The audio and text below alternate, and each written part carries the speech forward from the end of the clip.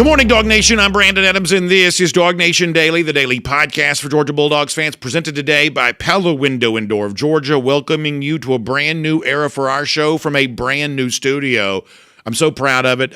Cody Chaffins, Jay Black, Kamal's with us here today, but really working so hard, tirelessly behind the scenes. Also, all kinds of people that have kind of helped support and provide, assistance, and really just sort of giving us the structure that we need to be able to do all of this. I am so thankful to have a great, great group of people who make broadcasting a show like this very easy. I was also joking with some of our audience a couple of minutes ago. We do a little video thing before the show begins. I was joking with them that, I don't get nervous doing the show very much. A little nervous here today, though, just simply from the fact that there's all kinds of different camera movements. We're looking in different directions. I almost certainly at some point in time today will be looking at the wrong camera. So this will be our little inside joke. When that happens, if you're watching closely on video, you can just sort of have a laugh and remember that I warned you this might happen, just because we're trying to get used to all of this. But in addition to the fact that we're kind of doing this from new confines, we also have so much to do with you here today. We're going to look at a couple of Georgia players who I think kind of form the bedrock for a new foundation as Georgia once again kind of finds itself in the position of replacing double-digit draft picks and introducing some new names to the national audience in terms of who Georgia's top player is going to be. We're going to focus in on a couple later on who probably form the bedrock foundation for whatever it is that Georgia's about to be. We're also going to talk a little bit about kind of a different thing from Kirby Smart. Oftentimes Kirby is as coach speakish as it comes in terms of what he tries to conceal and doesn't always reveal everything that he could. But we have a couple of examples from this offseason of Kirby being very direct in terms of what he wants to see more of from his team here in 2025. We'll give that to you, and some good recruiting news off the top of the program as well. So what do you say we get ready to get it started? It is DawgNation Daily, the daily podcast for Georgia Bulldogs fans, presented today by Pella Window and Door of Georgia. And it begins right now.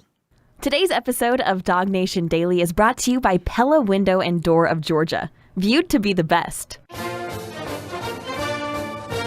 Presented by DawgNation.com, this is DawgNation Daily, the daily podcast for Georgia Bulldogs fans. Here's your host, Brandon Adams. We begin this morning with good news, albeit not all that surprising, perhaps. Georgia once again hosted a terrific recruiting weekend that was well received by all who were there. We have done this now several years on our program. It is the event known as the Scavenger Hunt. And I guess if you're interested, the way the Scavenger Hunt works is you have a bunch of recruits that kind of get together with some of the staff members, and they're all kind of racing to eventually try to find Kirby Smart. I guess that's the final boss in all of this. And I guess Kareem Hughley and the quarterbacks. Hughley's a 2027 prospect from Gainesville. The quarterbacks working with offensive coordinator Mike Bobo, they once again won this particular event. Always tough to beat in this, but this is one of those events that we sort of find ourselves around this time every year getting the privilege to talk about, and it's just kind of fun for a couple of minutes. We're not going to spend real long on this, but a couple of minutes just sort of focus in on events like this sort of operating as they are supposed to, receiving good and positive reviews from those who are there. Let me show you, starting off here, Darius Gray. He's a 5-star offensive lineman. He's out of Richmond, Virginia. He showcased a photo set up here. It's kind of a really cool kind of like living room setup.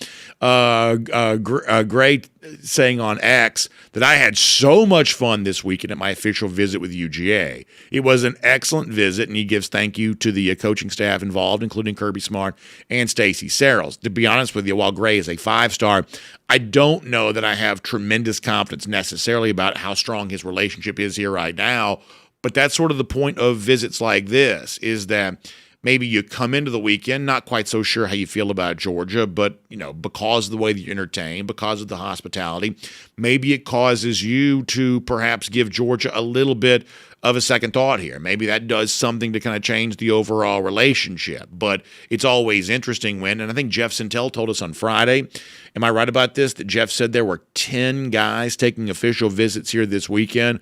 One of those is a guy like Gray that we have not talked very much about, but an example of why this was such a big weekend. Different than in the past, where I think a lot of this would have been unofficial visitors, if you want to go back in recent years. But this year, July is a dead period, so it's kind of moved everything up even sooner than it would have already been. And that's why you've got so many official visitors taking place here right now.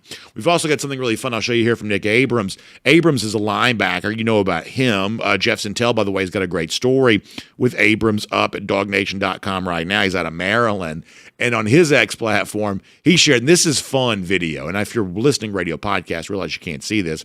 It may be worth checking out our video or finding Abrams at the Nick Abrams on X. He's kind of showcasing some of the video that he and his family got on their visit to Georgia, and it's kind of got a little bit of an old school vibe to it. There was also kind of a recording studio type setup for the recruits to enjoy here this weekend. And once again, we see some of this kind of stuff kind of popping out. It's that video evidence, photographic evidence of the kind of vibe that Georgia tries to set up for a weekend like this. And I will tell you, my reason for showing all of this and my reason for starting the show with this here today is it sort of ties back into something that Kirby Smart talked about in a clip that we played for you on Friday's show. There are a lot of college football teams that are becoming more and more like NFL teams to the extent that they're hiring, you know, what a general manager is. General manager manages your salary cap, makes the hard decisions on, you know, who gets what compensation. And really, in the NFL, it's really the determination of who actually makes our 53-man roster. In college football, you're seeing some teams that have kind of hired a GM that's very similar to what you see in the NFL. And Kirby Smart has said that right now they don't really feel like they need that. And one of the things that Smart said in the clip that we played for you on Friday is that part of the reason they don't want the GM right now or don't really feel like they need that is because a lot of the GM type guys are guys that are, I mean, to sort of paraphrase and kind of rephrase what Kirby Smart said, a lot of these guys are just not relationship builders the way that we are. And if you want to kind of read between the lines and interpret what Smart said in that clip we played for you on Friday, that, okay, it's great that you know how to manage a so-called salary cap, even though, you know, college football doesn't officially have one. And it's great that you might feel like you can, you know, grind some tape and watch some film and sort of recognize one prospect from another. That's all great. But what Smart has reiterated over and over again is that college football remains a relationship business. And if you're good with the numbers and if you're good with the clicker in terms of watching film, but you're not good with the relationships, then you're not going to have value at a place like Georgia. And I realize that there is some skepticism from some Georgia fans about that right now because, you know, we just went through the thing with Jackson Cantwell last week where it's Drew Rosenhaus who's representing Cantwell and the figure was rumored to be $2.5 million. And in situations like that, college football has never felt more transactional than it currently does. And I won't deny there's an element of that does exist in the sport. If you have eyes and can see, if you have a brain and can think, you can obviously recognize some of that. But I think what Kirby has reiterated to us over and over is that's not all college football is. It is some of this, and you probably better have a few of those high-dollar, bonus baby type guys on your roster to have as much talent as you can possibly have. But the narrative thread that connects the rest of your roster, the majority of your roster, it better be people that love Georgia. And it better be people that appreciate, even if you're not from the state of Georgia, it better be people who appreciate the sort of family vibe. Honestly, like a scavenger hunt's just kind of wholesome. Is that a word it's okay for me to use? It's just kind of a wholesome thing. You know, they used to do like the slip and slide type stuff and have cookouts and stuff like that. There's an element of the recruiting process at Georgia, and I'm not trying to, I know this bumps into a lot of people's cynicism, and I'm not trying to be too, you know, Pollyannish or whatever, but there is an element of Georgia's recruiting process that does remain wholesome. And I think that there will always be room at Georgia and a need at Georgia for a lot of recruits and recruits with families who do appreciate the sort of wholesome aspect of all of this, even as so much of the rest of the sport starts to change. So I think the scavenger hunt's fun. Jeff Sintel's got a good story about it at DawgNation.com, I should say, speaking directly to Nick Abrams. Abrams sort of going into detail about what he likes. And there'll also be a lot more that comes from this, whether it be Ryan Mosley, who took a big visit, wide receiver out of Carrollton, other names we can mention here. Georgia had its chance to make the impression on those guys. Stay close to DawgNation.com. We'll give you a lot more on that. For now, though, let me shift gears to something completely different. Speaking of Kirby Smart, I think this is really interesting when you get something from Smart that you don't necessarily expect. What we have kind of come conditioned to is that Kirby Smart, to put it kindly sometimes, doesn't love having to interact too much with the media. And if Smart senses a narrative being formed, it's almost like he'll go out of his way not to kind of play into a narrative, not to participate in whatever that might be. Smart's just pretty careful sometimes what he chooses to say, and oftentimes in his most careful moments, he sort of chooses to say nothing. And yet there are also these kind of moments in which Smart is as clear as one could be, as explicit as one could be. And I don't mean explicit language, I mean explicit in terms of laying it out in unmissable detail. Sometimes Smart is really, really clear about certain things, and when he is, it's worth listening in on that, especially if you're a Georgia fan. You kind of want to get the direction that Georgia's going as a program right now. And when Smart then says the same thing repeatedly, because as we've said before, in college football and in life, leaders are repeaters. You often hear the same message repeated over and over as a way of really kind of cutting through the clutter of everybody's brain and making it very clear this is, as an organization, what we want to do. Well, we do have an example of that within the last few days, again from Kirby Smart, where he has kind of doubled down on what he believes Georgia's offseason priorities need to be. Let me give you the timeline on this here for a moment. Let's go back to spring practice, when Smart was asked relatively innocuous question of, hey, what do you want to improve on? And, Kirby's always got the out on that to say, oh, we've got so much to improve on, long list of stuff. We want to just be better at everything, a little bit better every single day. That's what most coaches say. Most coaches go kind of out of their way not to be specific. But back during spring practice, and many of you will remember this, back during spring practice when Kirby Smart was asked, where do you want to improve? Where do you want to see your team get better? He didn't just have one answer. He had two. They were very, very specific. This is what Smart said back during spring. We put a big emphasis on running and stopping the run because we feel like we lacked in both those areas last year. So the spring practice has been shifted or adjusted a little bit towards stopping the run and being able to run the ball. I don't know if we've improved on it, but we've harped on it. As I've said before, to me, I have, a sarcastic sense of humor. The line there at the end where Smart says, I don't know if we've improved on it, but we have harped on it. For whatever reason, that just sort of strikes my sense of humor. But it is an example of Smart being very specific. He could have said, we want to be better at everything. There's nowhere we don't need to improve. Instead, though, he said, we want to run the ball better. We want to stop the run better. We want to make those two things our offensive priority. And just that statement alone is kind of interesting. But when Smart would reiterate the same thing again on both sides of the ball with that, same particular issue, once again, I just think it further cements, draws another line underneath just how serious this is for Kirby. Let me give you another example. Last week, the radio show, we cite these guys a lot, Cole Kublik, Greg McElroy, both of them, Greg mostly for ESPN, Cole for the SEC Network, they're television analysts. They also do a radio show together on WJOX, big radio station in Birmingham. They're always there at the big celebrity pro-am thing that Smart always plays in. Last week he was there. And McElroy with Kirby kind of goes once again into the idea of, where do you want to see your team get better? And if you'll listen to this, it's an audio clip we're about to play for you. If you listen to this audio clip, Smart starts off kind of giving you what oftentimes coaches, especially Kirby Smart, sort of give, which is, we just want to get better at everything. But then pivots back to kind of doubling down on what he told us during the spring. While we want to be better at everything, there are two things in particular that certainly sounds like Kirby thinks could change the fortunes for his team in 2025 if they can show this improvement. This is from WJOX radio station in Birmingham. Greg McElroy, you'll hear him, Kirby Smart's answer from last week. Coach, my final question is kind of what you want to see improved from last year. I know injuries made it hard to find the continuity all throughout the year. But I know talking to you, hey, these are our priorities going into certain games, and then those things never really materialize. So what would you like to do better from a year ago? Well, Greg, if I had to pinpoint all those, we'd be here for a long time.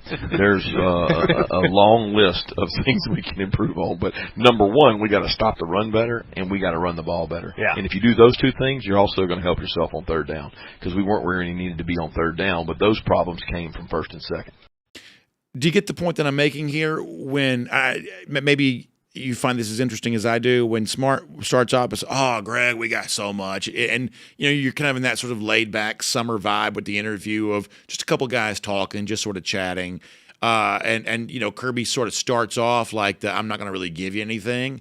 But then he kind of goes back to the same thing we heard during spring practice. We want to run the ball better. We want to stop the run better. And he even gets even more specific about why he feels that way. He talks about the need to be better on third down, both offensively and defensively. And I went and looked at the numbers for the show this morning. Honestly, they weren't terrible defensively a year ago. They were 17th nationally in third down stops defensively last year. That's like 85th percentile or something like that. That's not terrible. But they were only 78th offensively. So in terms of third down conversions a year ago, just 78th offensively. And as Smart says, and some of that was, on first and second down, we're not getting enough yards to make third down short enough to really convert them. And it's pretty obvious that that's what they want to do more of and better of this year. Honestly, I think that's one of the big reasons a guy like Josh McCray is coming here. McCray, the running back from Illinois. For as much as we like Nate Frazier, and we have hyped Frazier up like crazy all offseason, don't apologize for it, we think he's a really good player. McCray, though, is a little bit different kind of guy in that, if you look at some of the stuff he did for a very tough-minded coach in Brett Bielema last year, Illinois, just really, really tough-minded, kind of between the tackles, the sort of stuff that I think Smart's referencing right there. In fact, last week, speaking to some other reporters, speaking about McCray, about why he's good for Georgia, he says it's about size. In a world of a lot of 3rd and 1s and 4th and 1s in college football, with analytics and people going for it, you need short yardage backs. We think he gives us the potential to do that. So Smart says McCray comes in, and we don't really know about Roderick Robinson's health. We certainly hope he's on his way back to full health. And if he is, then some of the stuff being said about McCray, you could also perhaps say about Roderick Robinson too. But for now, that's why McCray is here, to be that good, tough, short yardage back that Georgia needs, making you better on third down there. That's one of the things that Kirby Smart says specifically they want to be better at for 2025. Now, let me give you one sort of small final point on this, and then we'll get ready to move on. So one of the things I've said before is I'd love to see Georgia kind of get back to where it was in 2023 when it led the nation with 40 rushing touchdowns. In a year coming up in 2025, you're going to have a first-time full-season starting quarterback. When you've got some changeover, a lot of new faces, if you could do big stuff on the ground, it would just make everything about your transition easier. And big difference between Georgia offensively in 2023 and 2024. The big difference was, just how many points Georgia scored in 2023. And one of the reasons they scored so many points was they just were better than anybody in America when it came to, rushing touchdowns. Last year, not quite so good. And what I kind of looked at was, because you know how, like, to go be like science class for a second, you always sort of start with a hypothesis of why you think they probably weren't quite as good. And sometimes that proves to be true. Sometimes it proves not to be true.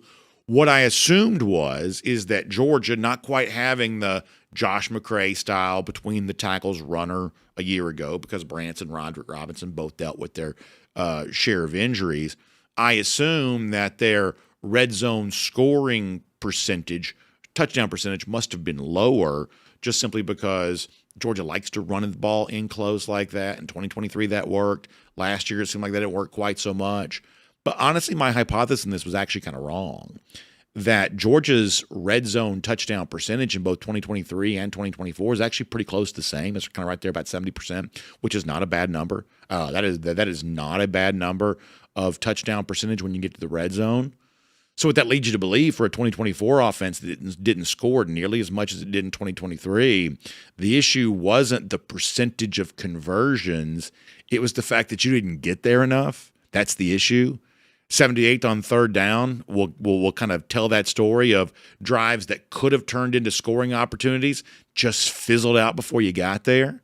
Smart says we want to be better on first and second down to make third down a little shorter, convert more drives, keep them going, create scoring opportunities, and kind of get back to some of the stuff we did in 2023. I think that seems like a pretty good recipe for success. When you add in better rush defense, let's face it, that's also an issue. In 2021, 2022, Georgia was second and first nationally in rushing yards allowed per game, just 36th best nationally in that category a year ago. In other words, Smart is laying it out in no uncertain terms. We got to be better at stopping the run. We got to be better when we run it. And if in just those two areas that Smart has talked about so much, if they can be better there, then the kind of improvement on the field you could see for Georgia, it could be dramatic, getting Georgia right back in the conversation for all of its end-of-season goals. My name's Brandon Adams, and this is DawgNation Daily, the daily podcast for Georgia Bulldogs fans, presented by Pella Window and Door of Georgia. Thank you so much for being with us here on video. Hope you're enjoying our brand new studio. We're obviously live every morning at 10 a.m. Of course, most of you watch on demand after that. However you get to us, we're just really, really glad that you're here. Radio, Athens Sports Radio 960 The Ref, podcast, wherever you find them, including the world-famous DawgNation.com. Just thrilled that you're here, whichever platform works for you. Also, I could not have a studio like this today. I could not have a team of people working behind the scenes to get us ready for this studio here today, if not for a wonderful sponsor like our friends at Pella Window and Door of Georgia. And the same way we're enjoying a beautiful, new friendly confines here, Pella can help make your space more beautiful in your home as well, with a wonderful window upgrade time for you to do that. And I'll tell you the experience that I've had before, going out and visiting with my friends from Pella when they've been kind of out and about in the community. That's always been a great thing. And if you have not had your chance to do that yet this spring, there is still more of that on the way. Pella's actually going to be out at the Alpharetta Arts Festival this upcoming weekend from April 24th and 25th. They're going to be there for that. So if you're anywhere around the Alpharetta area, just go over there and see them. Honestly, even if right now you're not in the market for new windows or anything like that, if you're over there and had a chance to kind of pop over and just say, hey, thanks for your support of DawgNation Daily, really appreciate that. I'm telling you right now, our friends from Pella are such good people. I tell you, you'll be glad to meet them. They're really great people, and we are just so thankful that we get the opportunity to kind of work with terrific folks. Our folks from Pella are. So I think it's a cool thing to experience. You can kind of see the way in which window technology has really advanced. And if you haven't thought about this in a while, it's worth thinking about. In so many cases, you've got like the blinds built into the windows or like the screens kind of built in there. Also, the way in which the fit works to kind of help keep them sealed properly. That means all that AC that's expensive, that you're paying big bucks for, especially this time of year because it's already gotten hot. All of that AC sort of stays inside the house where it's supposed to be. That means you're going to feel good on the inside. The house is going to look good on the outside. Just a great way to take great care of your home. Best way to kind of be a good homeowner is to get those necessary upgrades when you need them. And that's what you need to be thinking about right now when it comes to Pella Windows. Plus, you got a great savings right now, too. $750 off your project and 0% APR for 36 months. So make sure you check them out. It's PellaGA.com/DawgNation. Let me see if I can say that in English now. PellaGA.com/DawgNation. PellaGA.com/DawgNation. Also, give them a call. 678-638-1429. That's 678-638-1429. Pella Window and Door of Georgia is going beyond. All right, so we're glad to have you here today. We're going to try to go beyond and do a lot of really fun stuff with you. It's Jon Stinchcomb coming up later on. Now, one of the things we're going to get into with Jon is all the chatter that's out there, especially as an offensive tackle. What is the nature of that position's relationship with NIL here moving forward? Smart's had a lot to say about that. Are we really going to be paying these offensive tackles $2 million plus in the future? We'll talk to Jon about that. There's also another topic I want to get into with Jon. In fact, I want to lead into that right now as we get ready to go around the DawgHouse here today, poured by our friends at Dr. Pepper. And you may have seen that our folks from On3 have recently ranked the top 100 players in college football. Let me just say this to all the national outlets, whether it be an On3 or an ESPN or a CBS or anybody like that. There is nothing that we love more than rankings and lists. We just like them. They're not official. Opinions are going to vary. And frankly, if you go back, just to be honest, and I like my friends at On 3, but just like anybody else, if you go back and look at their top 100 from a year ago and kind of compared that to what it might would have appeared like at the end of the season, not exactly pristine prediction quality necessarily, but we're all going to fall prey to that. The point is whether you're ranking the top coaches, and trust me, we'll get there this week, or top players or whatever else, these sort of lists are fun because those of us who, whether it be do what I do for a living or what I enjoy doing as a pastime, for many of you too, all we want is just a good on-ramp for a college football conversation. We'll take any little premise that we can find, and we'll just use that to have a discussion.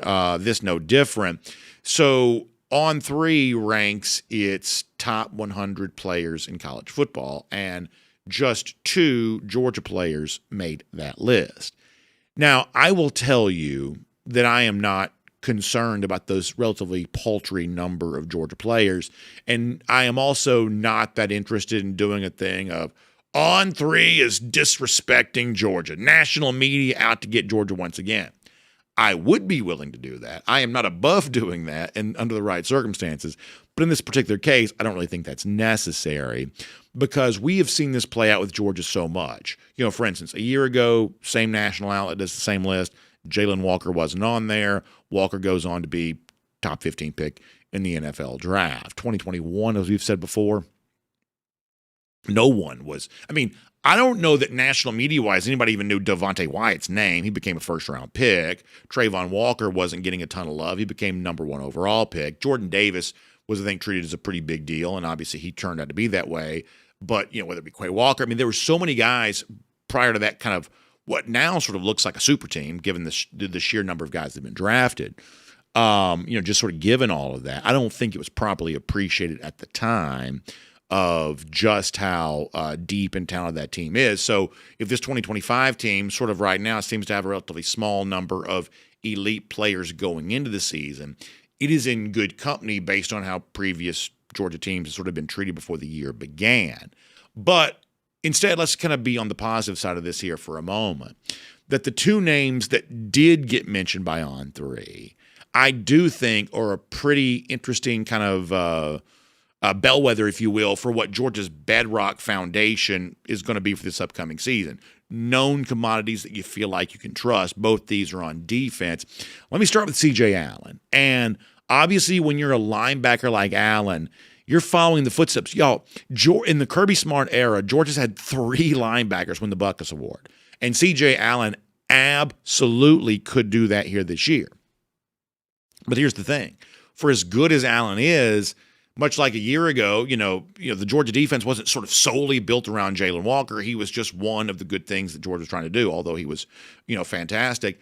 It's sort of a similar situation with C.J. Allen here, where obviously a lot's expected of Allen, but Allen also knows it's young guys like Chris Cole and Justin Williams. They're going to be out there. They're going to be a factor. They're going to be used creatively.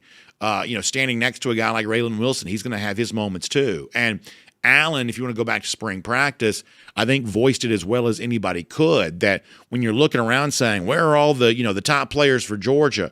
National outlet only sees 2 top 100 players, a smaller number than other SEC teams have by comparison. We'll talk more about that later on in the show. CJ says there are a lot of guys around him in this defense who are ready to step up. This is Allen from the spring. I think just for one, the standard is always going to be the standard, no matter who's here and who's left. Those guys, they're gone. They can't help us with what's going on now. So we're trying to focus on who's here and who's on the field with us now. So when he says who's here, who's on the field with us now, to kind of tie this back to a topic we were just discussing, Georgia wants to be better stopping the run here in 2025. And the easiest way to be better at that is to have a better defensive line. And we have reason to believe this Georgia defensive line, even after losing some guys and losing some good players, has a chance to step up even more. And one of the guys that we think is going to be a big part of that is the other name, in addition to Allen, mentioned as a top 100 player by the national website On 3. That's Christen Miller. We think that Miller may be the best bet on the Georgia roster to be a first-round pick in the 2026 NFL draft. But to hear Christen Miller tell it, and he told this to me directly, he doesn't think that he's the only great defensive lineman in his group. And this is something for Georgia fans to keep in mind. This is Miller just prior to the Sugar Bowl. Man, I love my group, man. It's a lot of guys with heart. It's a lot of guys that put a lot of effort towards practice, towards the game, and they got a lot of pride. So I love that. So I love my group. I feel like we're really tough, and I just like playing with them boys, man. So simple point to wrap all this up. It's not unfair to only have 2 Georgia players in the top 100 to begin the upcoming season. I don't think that's some sort of egregious oversight necessarily. But we all know this. If Georgia ends the year with only 2 of the top 100 players, then clearly this has not been the kind of season that Georgia or Georgia's fans want it to be. You've got to have top players to be a top team. But we have seen this storyline replicate itself year after year after year. This is one of those situations where Georgia fans know more about the Dogs roster than the national media does. In the same way that a guy like Jalen Walker would have introduced himself last year, or guys like Trayvon Walker, Devontae Wyatt would have introduced themselves years ago, or any other number of names that you perhaps consider here.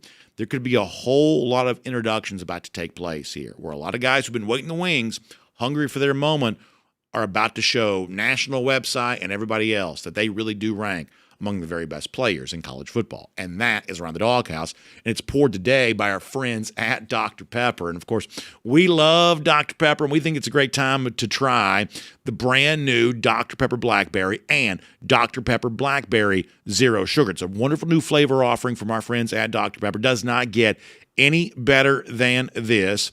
They've been so good about this in recent years, and we think the Blackberry is one of the more interesting offerings from them. So a lot of pool parties, you celebrating the last day of school with your kids and things like that. We think Dr. Pepper goes great with all of that. We're so happy to have them with us here on Around the DawgHouse because when it comes to Dr. Pepper and DawgNation Daily, it's a Pepper thing. So glad to have Dr. Pepper as a part of Around the DawgHouse here today. Also, before we're done today, speaking of that top 100 list, there is something I do think that Georgia fans need to be aware of in terms of one of the teams they are playing here this upcoming season. One reason why a big game gets even bigger. We'll talk more about that. Also, one of Georgia's rival coaches has said another very weird thing. We're going to give that to you here coming up in a little bit today, too. But for now, on everything else going on with Georgia football, let's have the conversation. The great former Georgia All-American Jon Stinchcomb here today on DawgNation Daily, presented by Pella Window and Door of Georgia.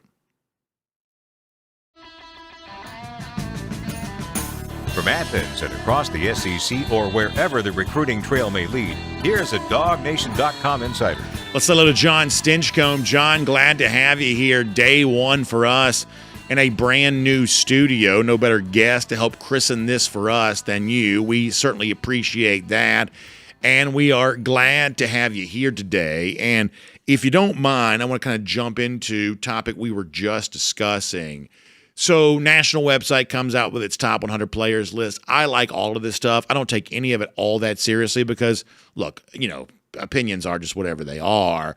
But anything that gives us an excuse to talk about college football, I think of that as a really good thing.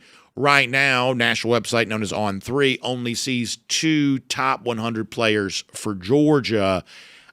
To me, this sort of feels like the natural consequence of when you have, 13 players drafted, this past year, double-digit guys the year before that, record, shortly before that. The idea that you're going to lose all of that draft capital every year and also have recognized top 100 players preseason to begin the following season, always waiting the wings. I would say that's almost just mathematically impossible to do. So as someone who believes that Georgia needs to have a fairly large share of the top 100 players in order to actually win and compete for a championship this season, the fact that it does not have some huge total recognized that way before the year begins, that just sort of feels like what Georgia's been the last few years, where a lot of players on this roster get pretty famous pretty fast. Would you agree with that? Yeah, I think as you hit on it, it's more important what happens at the end of the year, how many of those players get recognized. At this point, the roster, with the depth chart and the turnover and the changes that have taken place, I think there are a lot of question marks. It's unproven commodities. Now, here's the good news for Georgia is the stable of players that they've recruited and have in that locker room is pretty impressive. So do we know who's going to emerge as a wide receiver? Or even in the secondary, there's some space that's yet to be written in stone. It's still written in pencil. So who's going to be those particular players that step up? That pretty much is the case across the board, with few exceptions. There's a number of guys that have a very high ceiling and will most likely be recognized for their contributions on a national level at the end of the year. We just don't know exactly who they're going to be yet. And, it makes sense that there's only two at this point, but I will be shocked if that's the case at the end of the year. Yeah, I think that's true. And of the two that got mentioned, I do think there's an interesting, I guess, symbolism to that. I'll start with Christen Miller. I think that Miller is truly, regardless of position, one of the most important players in this Georgia roster. We kind of gave the number a little earlier. Georgia was not great last year in stopping the run, really the last couple of years. They certainly haven't been at the national championship standard they were at 2021 and 2022. This is just very, very simplistic take, but I'm a simple man. You need a great defensive line if you want to be good at stopping the run. It's what happens up front that obviously leads to that. And we think a guy like Miller has a chance to help provide an upgrade for the Georgia defensive line this year. I've said before, I think he's probably the most likely first-round pick off of this Georgia roster. If you think about the 2026 NFL draft, to me, Miller is the most likely to kind of translate to being a first-round pick. So I would, if I'm a Georgia fan, I would take this as kind of a leading indicator here that, assuming he can stay healthy, Miller becomes one of your most important players. And to see Georgia kind of get back to having, even if it's not Jalen Carter, because nobody will be, and even if it's not the sheer number of guys they had in 2021, because that's pretty ludicrous to imagine, replicating two, to get back to sort of a first-round level of play at your defensive line, that could be huge for Georgia this year. Couldn't agree more. So you look at, Jordan Davis and Devontae Wyatt and Jalen Carter. Georgia has produced some very productive interior defensive linemen that affect the game. And with the variability that the defense front that Georgia deploys has, you have to have some pieces in the middle that just devour blocks and can beat double teams and can get off blocks. And, it starts in the interior. I think you look at the level of play and what the ask is of some of our edge protectors in years past, and we've had some exceptional pieces there. But what allows them to create space is the man eaters in the middle, and to have that kind of recognition, to have that playmaking ability in the middle of a defense that demands it. I think that's what Georgia's hoping to get back to. There's maybe a year, possibly two, especially last year, where we had some good players, but not the difference makers that we're used to in the past. And that just means you have to deploy more resources to affect the run and stop the run. And when we've seen Georgia at their best, they're able to contain the run and still have all the various looks and fronts in that secondary that allows the variability that they're hoping for to keep an offense on its toes, if you will. So, I'm hoping that those preseason expectations for Christen Miller and company live up to their billing. I'm watching our chat for a second while you're talking, just going to see what they're saying. And they're sort of doing what I would hope that Georgia fans would do alongside a conversation like this of, well, who do I think a top 100 player might be? I saw a commenter named Caden Foley mention the name Dalen Everett. And, John, that's one of the ones to me that this is a guy, got MVP of the SEC championship, even though Kirby, I think, thought Trevor Etienne should have been the one. But either way, Everett clearly played a pretty big game there. I think kind of came into his own as the season progressed. We would say that cornerback is a position where experience really matters. Everett's got a lot of that right now.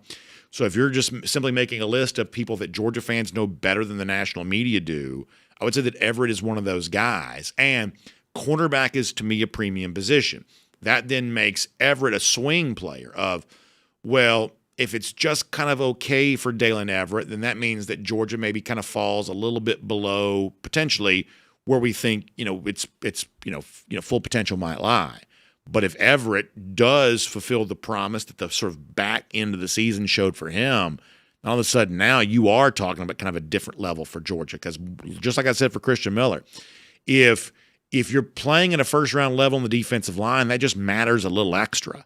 Well, if you're playing at a very high, quasi first-round level at cornerback, then once again, that's a game-changing level of talent if it does come to fruition. So I don't know that Everett's a top 100 player in college football, but if I could wave a magic wand and make him be, I'm telling you right now, that would be a big-time lever for the overall team success for Georgia if that were to become true. And wouldn't that be a huge difference maker for this defense if you're able to take away one side of the field through the passing attack? And, you look at really the depth of that position. Ellis Robinson was a guy that coming out of high school, everyone expected to make that immediate impact. And hopefully he's a part of that equation. But if we're talking about end-of-the-year accolades based on performance, I think your front runner is Everett just because of the experience. Now, if you're talking about secondary pieces, stats matter. And, turning the ball over, getting those interceptions is going to be pivotal. So if and when his name becomes one that resonates on that national scale, that means he's produced those turnovers. And I think that only bodes really well for this Georgia defense. But, you look at the past, and secondary has been a strength. And when Georgia's at its finest, they've got pieces that just are making plays across the board, whether it's guys like Bullard or Starks at the safety position, or even some cornerbacks that have translated really well to the league, and others that kind of peaked at Georgia. I think that has been one of the staples of the Georgia defense, is a secondary that one, plays well together, but two, just creates opportunities and gets the ball back in the hands of the offense.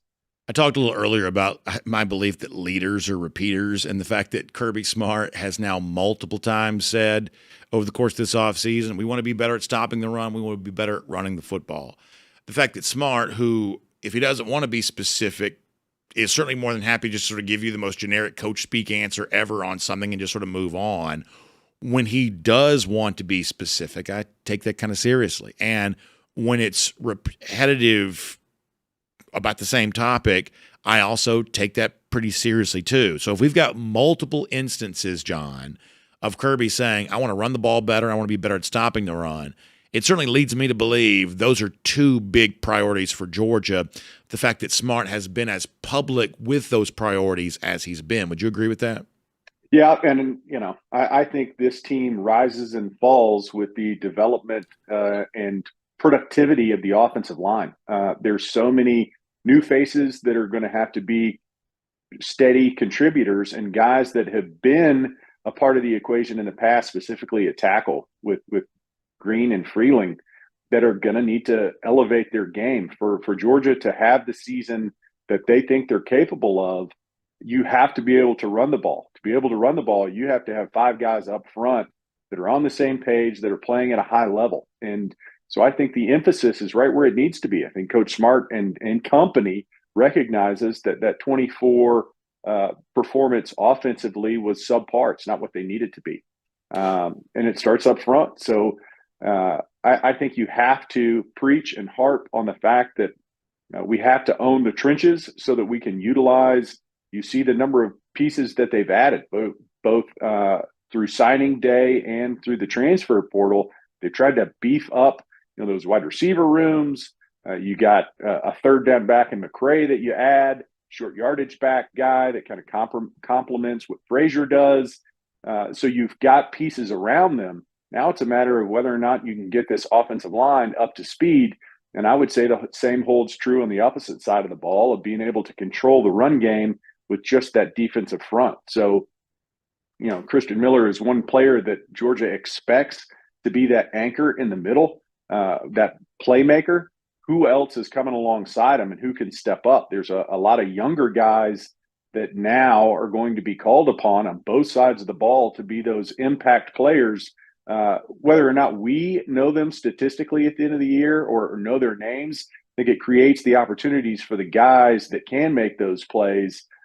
So they need to be those unsung heroes that provide those opportunities. Let me tell you why I think this is important is because, and I'm not trying to take a shot, but if you like tune into like a Paul Feinbaum or something like that, there's this surface level conversation that takes place where the entire season for Georgia is a referendum on a new starting quarterback in Gunnar Stockton, or people make a big deal, and gosh knows we do this sometimes too, but they'll make a big deal about, a guy like Zachariah Branch transfers to Georgia. Is he going to be the exciting new dynamic, game-changing playmaker that electrifies everybody?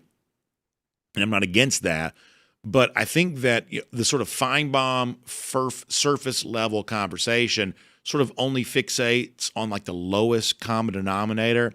And I would say that for Georgia, while quarterback is always an interesting conversation, and while I think that Gunnar Stockton's going to be fine, my best guess is for Georgia here this year, what you're talking about, while it's not quite as, it's not as easy to sort of encapsulate that in one soundbite, it is what Georgia's going to rise and fall on this year. Offensive line plays better, running game plays better. That means the entire offense is easier. That's a few more points per game for Georgia, and a few more points in the right spot can really change things. Defensively, the same type of deal, just 36th best in rushing yards per game allowed. What if that number improves even just a little bit? Once again, a lot easier to get off the field. That's more opportunities for your offense. I mean, the name of the game is stopping scoring opportunities for them and scoring yourself. That gets easier there on that we want to kind of make football into like a referendum about the most famous name on the team, whether it be the head coach or the quarterback. But the truth is, it's this little stuff like this, not even little, but it's little in terms of the attention it gets nationally. This is actually the thing that's going to determine Georgia's success this year, right? That's the way I see it. I think you have to own the trenches. I think for us to utilize those playmakers offensively that you went and added and that you continue to develop, Nate Frazier coming into his second campaign in the red and black, and you've added pieces at wide receiver. You've added a couple tight ends that are exciting, and that's in addition to guys like Delp that have been around a while. There are pieces that you're going, okay, I'm looking forward to see what Gunnar Stockton can do. I'd like to see him throughout the entire season. None of that will matter if we can't protect, if we can't generate holes. So the offensive line is it's that foundational piece that must exist for this offense to be able to use the talent that they've added and continue to develop guys that are returning. So how will they replace 4 guys that are now in NFL camps and for guys that, we've seen a couple times that may not have been their best this past season? How are they developing? What will they look like? And I think the same holds true on the other side of the ball. If we can't stop the run with our interior 3 and we're starting to have to, bring more bodies to affect the run, well, that puts more of an onus on our secondary pieces. You can't help them as much. You can't close the windows in the passing game without making some sacrifices. So when Georgia's at its best, it's got an offensive line that is humming, creates opportunities for the guys to make the plays on the edges and holes for the running backs to hit and make one guy miss. And there's all these big plays that exist. On the opposite side of the ball, defensive line, if they're able to make an offense one-dimensional without having to deploy more resources to stop the run, then obviously there's more opportunities for guys to be in that secondary and make plays and come up with the stats that are super impressive and get guys on those top 100 player lists at the end of the year. So you have to win the trenches. That part of the game hasn't changed. I want to finish with one final topic, and I don't want to make this whole thing be about Jackson Cantwell necessarily because I think we've talked about him probably enough. But a lot was made about the reporting that Cantwell is allegedly going to Miami for $2.5 million in year 1. There was also the statement from Kirby Smart last week that he didn't want freshmen making more than a senior when it comes to NIL. I'm curious about your opinion on this because you were an elite offensive tackle. And, John, I think that offensive tackle is one of the most important positions to be elite at. You want to be good across the board, but there's certain positions it's really hard to go kind of on the cheap on. I would say offensive tackle is certainly one of those. But at the same time, $2.5 million is a lot of money, relative to what you're maybe paying some of the other guys in your roster, as Smart alludes to, kind of upperclassmen type players who are maybe just, more likely to contribute than the year one player is going to be able to do. To me, this is a really complicated puzzle. Thankfully, I don't know that Georgia has to fully figure this out for the next couple of years, because I think they're probably okay right now with what they have. But, part of the free market is the freedom not to participate. And it seems like Kirby right now is saying, if this is the price tag on this player, while I like the player, I don't necessarily like the player at this price. What do you make of kind of the current landscape of, well, you want the very best players, but if the price tag is attached to the very best player is so exorbitantly high, then maybe it makes sense just to sort of move on. What do you make of this current landscape and what Smart, without mentioning Cantwell by name, has sort of said on this topic in the last few days? Yeah, I think it's wild. I think it is unreal to look at how the game has changed, how, especially the game outside of the game, of asset management and resource allocation, and terms that used to be reserved for the NFL are now being daily applied to the college landscape, and rightfully so. There's going to be rev sharing, but also you're looking at third-party deals and how you can market to players, and how you can use those resources that you have available to get the very best roster going into a season. And I think that's where Georgia has excelled. You look at these players that they're able to get, and there are some programs that are willing to throw endless amounts of money to recruiting. And that's part of it. You're going to have to get, it's always about Jimmys and Joes and more than X's and O's. And we all understand it. With that said, offensive line is a position that you develop. Very rarely is there a guy that comes in day one that is one of your best five. And if so, that means one of two things. One, you're the five guys that you've been developing, the 15 guys that you've had on roster, maybe you missed there a couple times. Or two, and this is the rare occasion, is that they're exceptional and they're ready to play at that. It's not need-based. It's because of their exceptional gifting. And, there are guys that have come along the path that check that box and meet that criteria. They are rare. They're unicorns. So to hear a coach say, I'd much rather see guys that we've invested in get those top dollars, it only makes sense. Offensive line is not like, running back or receiver. I'm not throwing shade at them, but there's many guys that can come in day one and contribute at a high level. And offensive line is not a position that you see rotate in and create situations for. It's we expect you to perform with consistency. It's how you're evaluated. So, to see guys getting $2.5 million out of high school, I think we all smirk, shake our head, and go, wow, how different times have changed, and the opportunities that exist for players are much different. But from a team perspective, I think you're looking at asset allocation, resource management, and say, there are better places for us to put those funds. Yeah, John, I think that's really well said, and I really appreciate you being here today. I'm really thankful that you were the very first guest in our brand new studio. We knew you would deliver. You did in a very huge way. So I appreciate that. Always love your insight on Georgia football. Hope you and your family are getting ready for a great summer. It sort of feels like summer is here. It's very warm this weekend. Sort of feels like summer's here. So hope you all are getting ready for a great time. And, of course, we love the chance to talk some Georgia football with you, because if summer's here, that means the fall is only a short time behind all of that. So we appreciate your time, John. I'm honored to be the first guest in the new studio. It looks sharp. Appreciate it, BA. Go Dogs. Go Dogs indeed. Let's take a look around the rest of the league. This is SEC Through. I tell you what the story about the $2.5 million offensive lineman kind of reminds me of. Kind of reminds me, like, my family, we eat a lot of eggs. Y'all eat a bunch of eggs. And it seems like egg prices are kind of coming down a little bit now, which I'm very thankful about. But, for a while, like, eggs were like $9, which is a lot of money. And it's like, my wife and I would be talking, and we'd be, $9 is just a lot to pay for eggs. But then the question always came back to, but are we going to stop eating eggs? And the answer is no. I mean, it's, best way to get some good protein in the morning. You want to eat your eggs. So it's like, you may not like the price, but eventually you sort of come to the conclusion of, hey, we got to have eggs. And for those of you who do a lot of cooking, things like that, You need, eggs to become a major ingredient, all kinds of stuff. The point is, it's like you may not like the price, but there are certain things from a commodity standpoint you sort of have to have. I would say that offensive tackles are also one of those, which is like, offensive tackles are $2.5 million. That seems pretty pricey. But at some point in time, you're like, yeah, but are we not going to have elite offensive tackles? And so this is the sort of wrestling match that that I think that Georgia and a lot of programs are trying to figure out right now.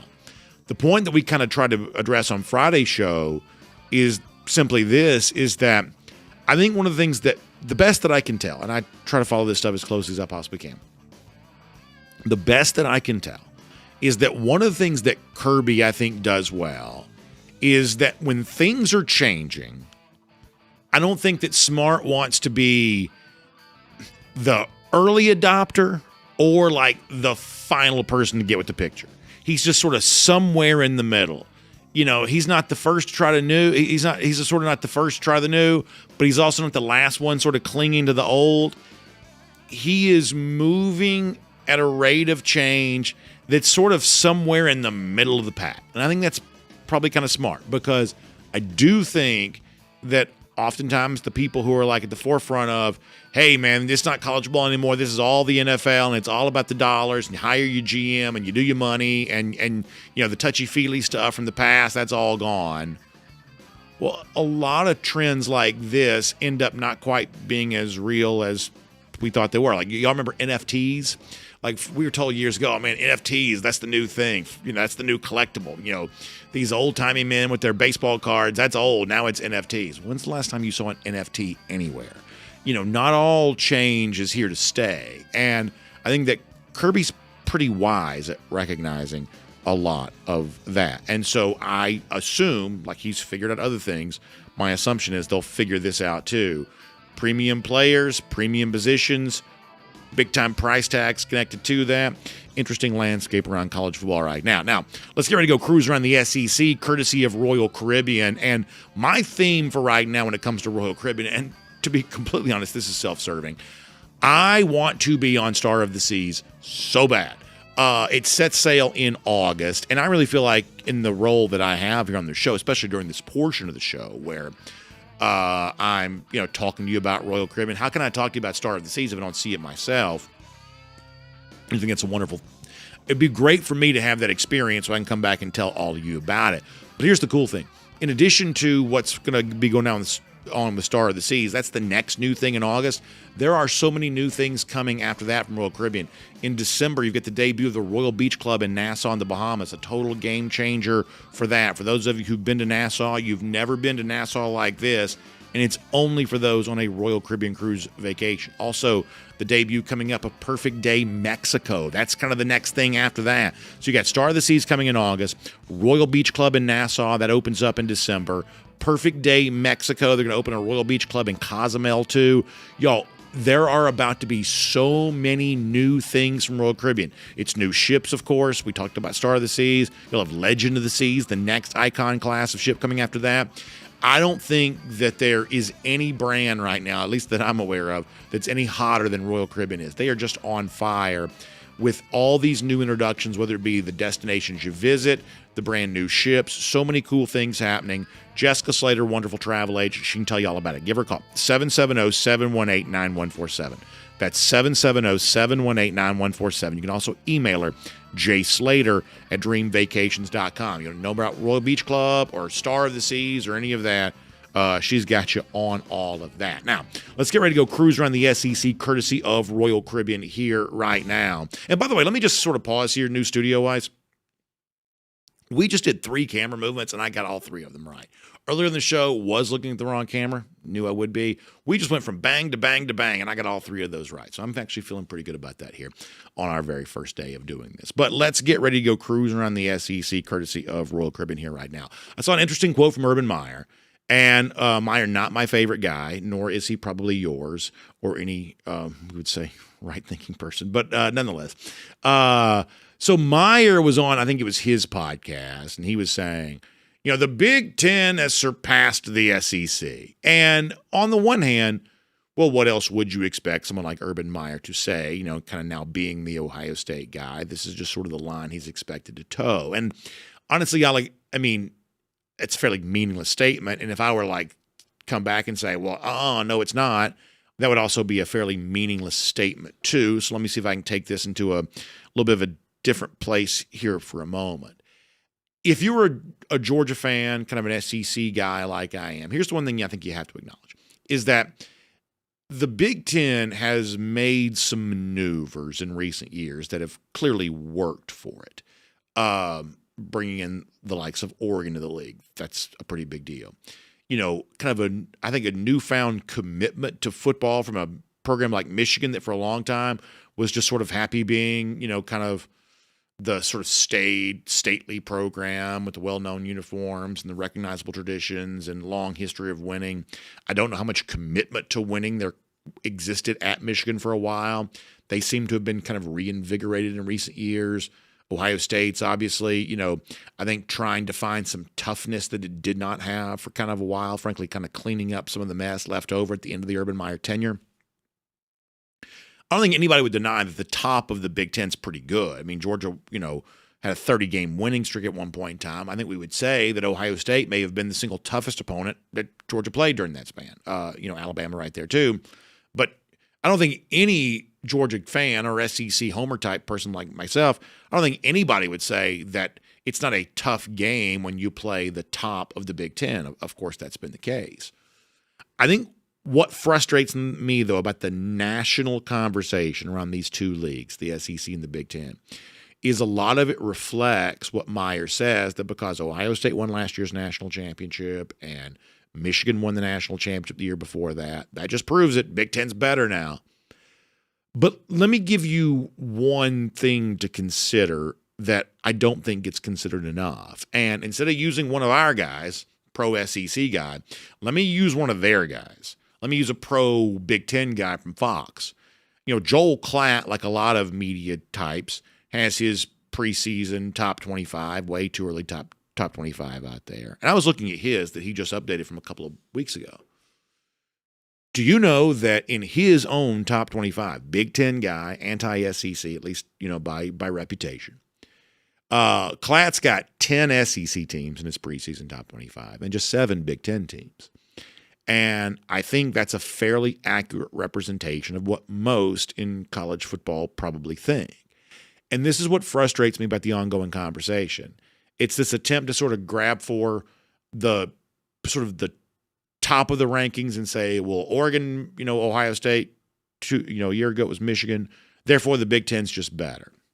But what the SEC does not get credit for is the fact that there is a weekly grind of very, very challenging opponents that you don't get even in this, glorified Big Ten that everybody seems to be in love with here right now. The fact that teams on the outside of the playoff picture a year ago, South Carolina, Ole Miss, Alabama, these were still among the very best teams in the country. And that sort of next level of Big Ten is kind of non-existent. Even a team that made the playoff like Indiana did not play anyone. Penn State, and maybe this is the year they prove what they really are, but they really didn't play anyone of consequence. They didn't really beat anyone of consequence. The inconvenient truth for those who want college football to be sort of a national sport where the Midwest and the Far West and maybe even eventually like, the Atlantic Seaboard, where all these various regions are equal to the SEC, is you sort of have to pretend like all teams are the same and like 9-3 in the SEC is the same as 9-3 in the Big 12, for instance. And we just know that's not true. The preponderance of draft picks and all that, we just know that's not true. And if you want to say, well, Big Ten's better than the SEC now, what that requires you is pretending that the level of depth that exists in the SEC somehow isn't there, but even people like Joel Klatt see that. So it's worth keeping in mind. Let me talk about Hugh Freeze for a second, because overall, I think that Freeze is a decent coach. And while it was controversial, I didn't hate Freeze getting a second chance at Auburn. Checkered past, not worth talking about for us here right now. But I thought, well, if you're Auburn and you just flamed out with a guy in Brian Harsin, who clearly had no understanding of the SEC, hiring a guy that comes with some baggage, but at least he understands the understands the SEC, it's probably a reasonable choice. And I also have told you, I think that Auburn will be one of the league's bounce-back teams this year, probably not getting as much attention this offseason as they should in comparison to some teams who are getting more attention, who I don't think maybe be quite as good, but we'll see if that ends up being true. However, I also try to, be honest when things are not quite playing out the way I thought they would. And there is one example here of something that I thought would be going a little smoother than it is. For someone who's supposed to understand the SEC, and that means the media and fan landscape that kind of creates the hysteria around this league, Hugh Freeze has a nasty habit of just saying the wrong thing all the time. It's really amazing to me. There are some people, and I hope I'm not one of these people, although maybe in the past I have been. There are some people that seem to have no concept. It's like an emotional intelligence. Is that called like an EQ, like an emotional intelligence? They have no concept of how other people experience them. And I think that Hugh Freeze must be one of these people. I don't think Freeze has any idea how other people experience him. You remember, was it 2 years ago before the game against Georgia when he was like, I don't really think that Georgia-Auburn's much of a rivalry. It's more friendly. And the Auburn people were like, what? We hate these people. We haven't beaten them in 100 years, it feels like. We hate Georgia. So please understand something. It ain't friendly. The old feuding cousins thing of the past. That's not the thing anymore. Auburn people are like, we hate Georgia. And if you want to coach here, you need to understand that. But it's just sort of an example of Freeze just sort of missed the moment, not properly reading the room. We had an example of that maybe last week. He was doing an interview with our friends over the Next Round. I think they do a great job. Streaming video show similar to what we do. I think it's a good, fun show. A lot of Alabama-centric stuff on there, Alabama and Auburn. And Freeze is on with them, and he's like, hey, listen, I understand the expectations. I know we've got to get to a bowl game. And Auburn fans are like, bowl game? That's 6-6. That's 7-5. If you think 6-6 or 7-5 is going to make you okay with us right now, you're not reading the room. And honestly, I think that Freeze is kind of not. Now, the truth is, as I've said before, my on-the-record prediction is they're going to be better than that. I've got them, 8-4, knocking on the door 9-3, which gives you a chance to be on the outside of the college ball playoff conversation. I think that Auburn can be a much improved team. And I don't know that Freeze's words are much of a prediction about that one way or another. Really don't. But his propensity for saying the wrong thing and having almost no concept, not how Georgia fans are going to take stuff like this or Alabama fans or rivals to Auburn, but the Auburn fans themselves are like, hold on, we took all kinds of, slings and arrows for hiring you. It was embarrassing, but we endured that because at least you know the SEC. But the words that you say over and over again just make it obvious that I don't think you know something that you feel like you probably need to know. Anyway, let me do one more thing here real quick, and I'm going to make this fast because we are, as per usual, running pretty late. So we talked earlier about Georgia only having 2 names in On3's list of top 100 players. And I said before, I don't make a huge deal about that. You can't finish the year with 2, but the fact that you begin the year with 2 is, honestly, it's probably just a trivial footnote, probably. However, I did think this was interesting. So Alabama had 5. And, I can't necessarily dispute any of these. You got Ryan Williams, you got LT Overton, you got a couple of offensive linemen, you got Deontay Lawson, the linebacker. And I think the point this leads me to ask is, you almost wonder now, because the most hyped team in the SEC this year is going to be Texas. There's going to be all kinds of talk about, sort of breakout teams. Florida's going to get some of that. South Carolina, even though they were good a year ago, kind of taking that next step. There's attention on Tennessee because of the Nico thing. It's almost like this is the least attention Alabama has ever gotten coming into a season. Does it feel that way to you? We're kind of post Nick Saban. They're not the main headline in the SEC anymore. And I will confess, I don't 100% know how good I think they're going to be. This is not really a statement definitively about that. It's just a reminder that even though, 2 teams that are on the Georgia schedule, the amount of offseason chatter Texas is going to generate is going to be seemingly exponentially more than what Alabama is going to get. But Alabama and Texas have the same win total. There are 3 teams in the SEC that have a consensus win total of 9.5, which is as high as anybody gets these days. Georgia's obviously one. Texas and Alabama those are the other 2. And I think it's largely assumed that Texas is the toughest team on Georgia's schedule. I would say that's with good reason. But, boy, there's a chance that big-time September game that right now Alabama is under the radar at least a little bit. Still a good bit of top-end talent in this program. And I'll tell you, for as much as I say, hey, the Georgia quarterback conversation may be sort of overstated a little bit, I would watch what happens with Alabama. I continue to believe Ty Simpson may take the first snaps this year for Bama, but when Georgia hosts them in September, I believe that Austin Mack's going to likely be the guy. This was a guy that Alabama was willing to let Julian Sayin walk for, and Sayin's going to probably be the Ohio State starting quarterback. So Sayin's going to Columbus probably to be the starter. The reason why they kind of let him do that is because they wanted Austin Mack, who was going to join them at Washington. I personally believe that Mack's going to end up being the starting quarterback for them, but we'll see if that's true. We'll make that cruising around the SEC, courtesy of Royal Caribbean. And before we get ready to wrap up here today, let's get ready to give a shout-out to our friends at the Finnish Long Drink here. Boy, we love the long drink. For whatever reason, the long drink obviously tastes good anytime, and obviously in Finland they have plenty of cold weather, so I'm sure they're drinking that with the cold weather too. I just love the long drink during the warm weather time of year, the peach-flavored version. I love being at the pool, the traditional citrus, the blue can, the grapefruit flavor, the gin kick. I love when you pull it out of the cooler. It's got that little condensation that sort of drips down the side. I just love all of that. And it's pool time of year. We haven't done a ton of pool yet because all we do is go to the baseball field. But we're going to start going to the pool here pretty soon. I'll be taking the Finnish long drink with me when I go and playing golf. People love it for that too. So I want you to find your favorite variety today, the flavor you think you're going to like the best. Go online, thelongdrink.com. You can put in your zip code. You can figure out where to pick some up and make it a big part of your summer because we love the Finnish long drink this time of year.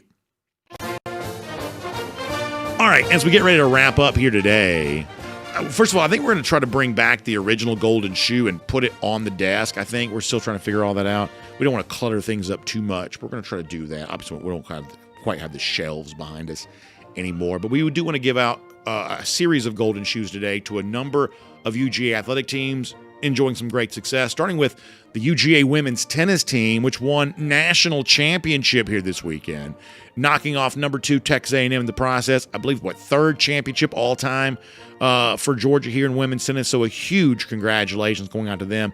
You love seeing the Dogs as reigning national champs. Great tennis history at Georgia. UGA women kind of keeping that going strong. Speaking of the ladies, also great job by Georgia in softball going on the road to Durham, winning that regional. Now heading to the Super Regional. How about this? Getting ready to go play at Florida in a best-of-3 series. We certainly wish, as they call themselves, the Super Dogs on their way to the Super Regional. We wish them well on that. Good luck to the Georgia softball team, and congratulations on winning your NCAA Regional. And speaking of that, how about the Diamond Dogs taking 2 of 3, also from Texas A&M. Boy, Georgia making it rough on the Aggies here this weekend. Number 5 seed now going into the SEC tournament, but maybe more importantly, because of what Georgia's been able to do, looks like Georgia's almost certainly going to be a national seed now. That means hosting a regional and super regional, inside track on getting to Omaha. So big stuff coming from Georgia there. So we'll give Diamond Dogs out to Golden Shoes out to the Diamond Dogs, the softball team, and the women's tennis team. Big stuff going on with Georgia here this weekend. How about the lousy, stinking Gators? We got nothing to give to them but another beatdown coming this fall and maybe next weekend when it comes to the softball stuff too. 1,654 days. That's how long it's been since Florida's beaten Georgia. That's our Gator Hater Updater. Y'all have a great day. We'll see you back tomorrow. New studio again for DawgNation Daily presented by Pella Window and Door of Georgia. We will look forward to talking to you then. And on video, time now for our R.S. Andrews Cool Down. R.S. Andrews, one you turn to for your air conditioning, heating, plumbing, and electric needs. Did not really mean for that show to be as long as it turned out to be. I don't know. We were just kind of rolling along, kind of a casual pace here in the new studio, and that one turned out to be a little bit of a marathon. Did not necessarily intend for that to be the case. G. Grace says I just gave... So for those of you who may not be aware, G. Grace, our resident Alabama fan, who's often in our YouTube comment section, He says I was disrespecting Alabama. I just did a whole thing about Alabama flying under the radar, better than people realize. And I got criticized for disrespect. I don't even feel like that's accurate. It's not even a recitation of the facts properly. Frank Patterson likes the new studio. Frank, I appreciate that. Oh, Wyatt Fielding, who's big baseball. I'm telling you right now, Wyatt loves baseball, and I love Wyatt for loving baseball. He says he's on his way to Hoover for the SEC championship. That should be a lot of fun. Be a lot of fun. I'd love to do that. I'd love nothing more than I won't get to go to Hoover, but boy, I'd love to get my hands on some regional, super regional tickets. I tell you right now, there is no. I mean, it's a smaller number of fans compared to obviously what we're used to with football, but the intensity around these baseball series, it is so good. It is so good. Oh my gosh, it's so good. And I just love the tension that baseball provides. And there's a certain thing about like college baseball that's also more interesting than Major League Baseball to me, because like Major League Baseball players, it's almost like they never mess up. I mean, you'll every now and then see an error, of course, but like Major League Baseball players are just so good. They almost, I mean, I love MLB too, but there's a skill level in Major League Baseball that makes everything look routine. And so therefore it's easy to kind of get lulled to sleep by the fact that everybody's making every play and everybody's just sort of doing everything. You know, there's a certain, you know, sameness to Major League Baseball. In college baseball, I mean, you can see anything happen. You know, runner at first, you know, batter lays down a bunt, you know, the third baseman coming over to field it. He might make the best play you've ever seen. Sometimes they do. He might throw it into the stands. Sometimes that happens. It's the mystery from moment to moment of, will I see the most amazing athletic feat I've ever seen, or will I see the most unexplainable blunder? Like it's all in play in college baseball all the time. I love the college baseball postseason. I love it. Love it. By the way, you can get a look at our comments there. We're sort of testing out some of the functionality of all of this. Yeah, so people are kind of popping in there on that. Yeah. To be honest with you, I don't know how I feel about this, because I don't think that people can really read it. But it's a nice thing to play with. But and see, so this is kind of what I see sometimes, you know, when we do kind of our you know, certain shows that we do, where like sometimes the comments are coming in so fast I can't hardly see them all. So that's kind of what it looks like. Jonathan Aaron says, how long will it take for you to get tired of the new studio and request a new one? Listen, thankfully I'm pretty low maintenance. Of all the studios we've ever had, I don't think I've ever requested any of them. I just sort of show up wherever they tell me.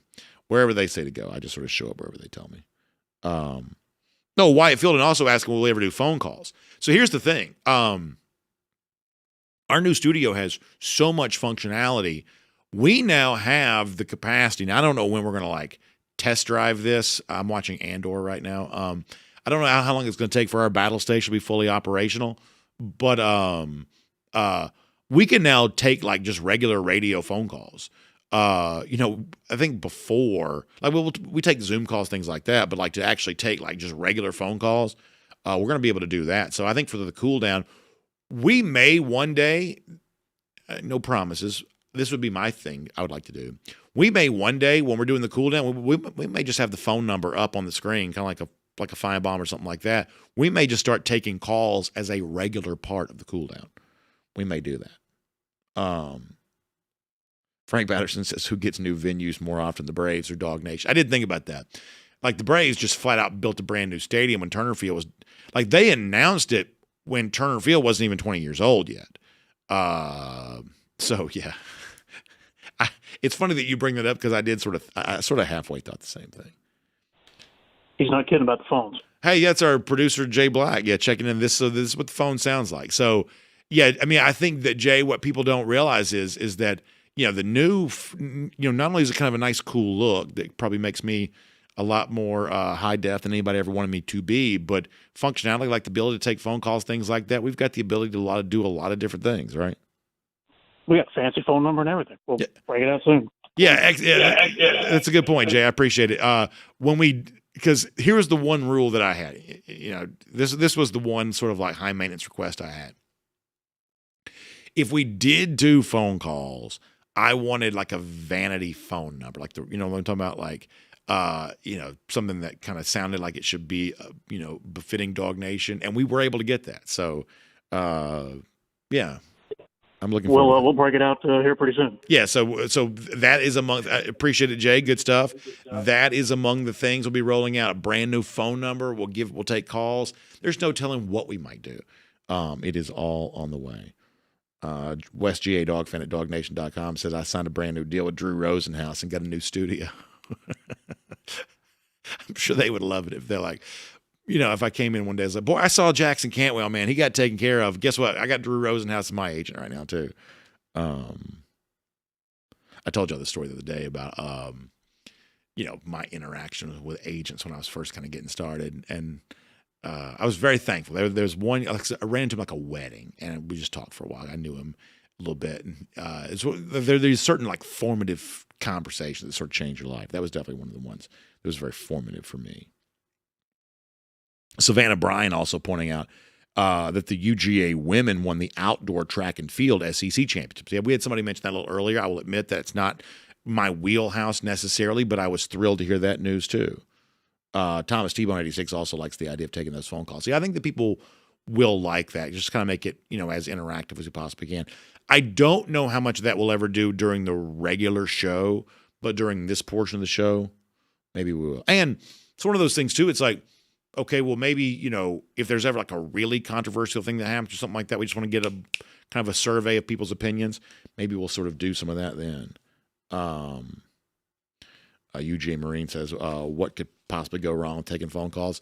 Yeah, I mean, we're always, on guard for knuckleheads and stuff like that. But, we've done a lot of interaction over the years. And the honest truth is it usually goes pretty well because our people are pretty good. I think that for the most part, you set expectations, and I think we've done a pretty good job of kind of setting expectations for the kind of conversation we want to have. I would say for the most part, people are really good about kind of falling in line with that. Let me get some Facebook comments over here. Brian Whitaker was thinking about taking his youngest to the SEC tournament in Hoover. I mean, I had a chance. I did not get to go, but I was invited to go to the SEC basketball tournament this year. I would love to have done that.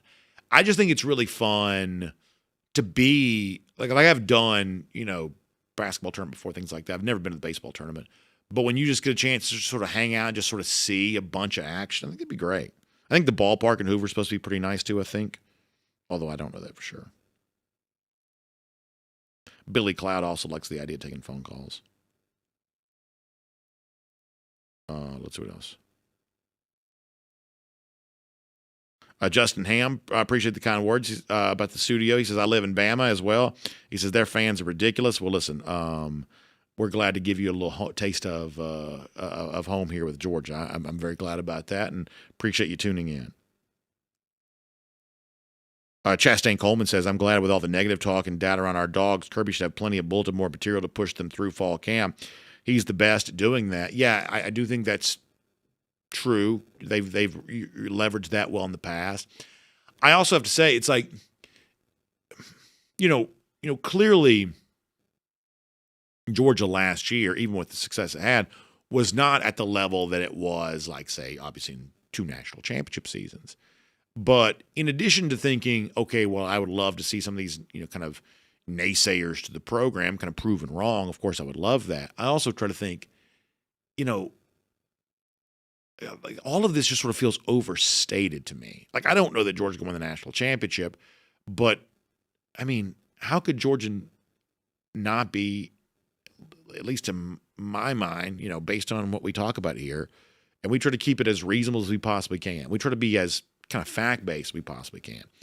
I don't see how you get Georgia as anything other than one of like the 4 or 5 top teams in America. And from that group, the national champion will arise. Maybe it will be Georgia, maybe it won't.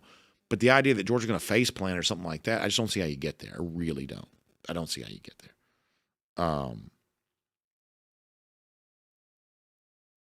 Barry Watkins wants me to get a red phone. That'd be kind of nice. Tennille Coffee, very funny. Ken Holcomb says the new lighting really brings out the gray in my hair. Yeah, I've sort of given up the battle on that. So I think I've told this before. And I would say that I am not by nature a vain person. But when you stare, see, as I'm talking to the camera right now, you got monitors and you can't help but you can't help but think about how people are experiencing you on their device. Thankfully, the thing I take comfort in is the fact that, some people put it up on their big screen, things like that, but about 2/3, if not 3/4 of the audience watches on the phone, which is pretty small, which I take some comfort in. But I used to always say, it's like, boy, this lighting's terrible. My hair's gray. Makes my hair look so gray. Well, I am sad to report that this is what my hair looks like. It's just gray. I have gray hair now. It's just what it is. I'd love to blame the lighting on that, but my hair looks gray now in all lighting. My hair. Now, I would say it's not as gray as it looks here. It's a little less gray. If you saw me in a different sequence, it might appear to be a little less gray. But my hair is gray. It just is. Bill Camacho getting ready to check out. Bill, appreciate you being here.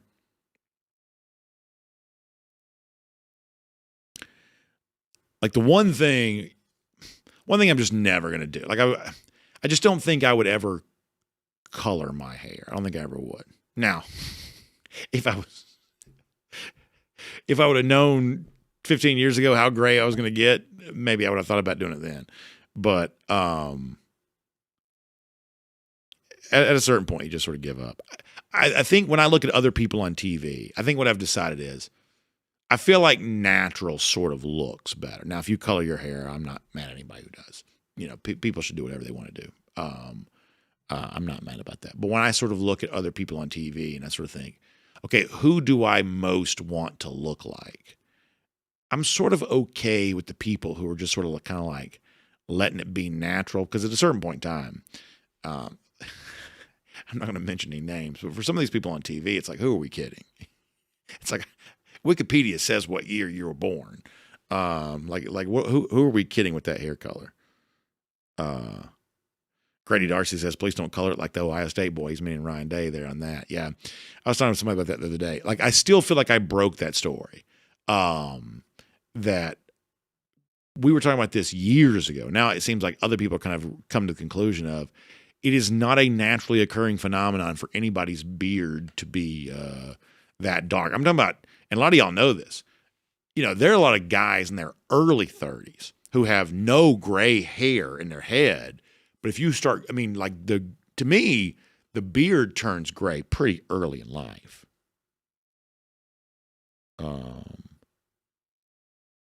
Let's see what else. Yeah, we got some Ryan Day talk over here at DawgNation.com too.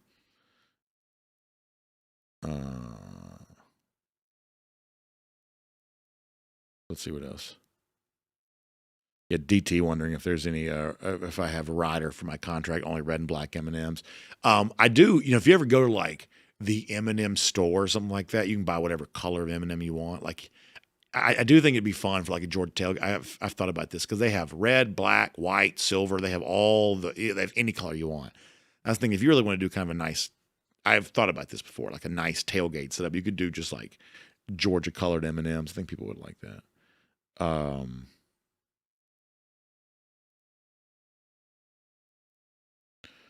right, let's see what else.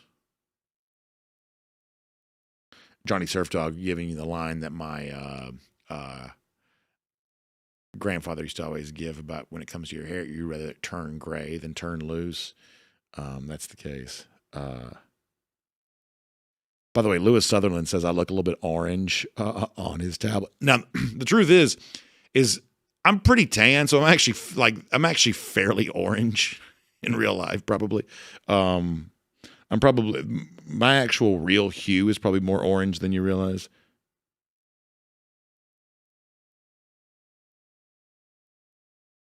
Foster Moss says they should put a pickup from you from the very first studio for comparison for the people who weren't there from the start. Yeah, it's amazing, how much I've changed over the years.